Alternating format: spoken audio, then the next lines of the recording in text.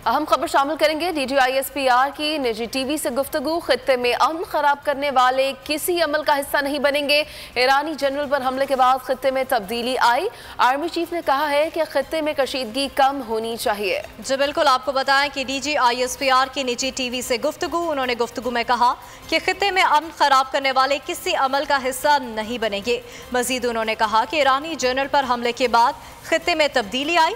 Army chief ने कहा है कि खित्ते में कशीदगी कम होनी चाहिए। DGISPR की जानिब से निजी टीवी में गुफ्तगू की गई और गुफ्तगू में उन्होंने कहा कि खित्ते में अमन खराब करने वाले किसी अमल का हिस्सा नहीं बनेंगे।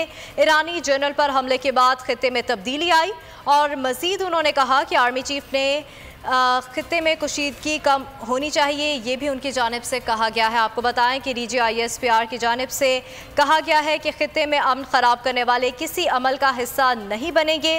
ईरानी जनरल पर हमले के बाद खित्ते में तब्दीली आई, जबकि आर्मी चीफ ने कहा कि खित्ते में कशीदगी कम होनी चाहिए। DGISPR की निजी टीवी से गुफ्तगू। खित्ते में अमन खराब करने वाले किसी अमल का हिस्सा नहीं बनेंगे, ये कहा गया है उनकी जानिब से। ईरानी जनरल पर हमले के बाद खित्ते में तब्दीली आई। आर्मी चीफ ने कहा कि खित्ते में कशीदगी कम होनी चाहिए। आर्मी चीफ की जानिब से कहा गया है कि खित्ते में कशीदगी कम होनी चाहिए। जो वाक़या पेश आया था उस पर उनकी जानिब से गुफ्तगू की गई है। आपको बताते चलें कि अमरीकी सदर ने ईरान को एक मरतबा फिर से ललकारा है, जिसके बाद ये गुफ्तगू सामने आई है।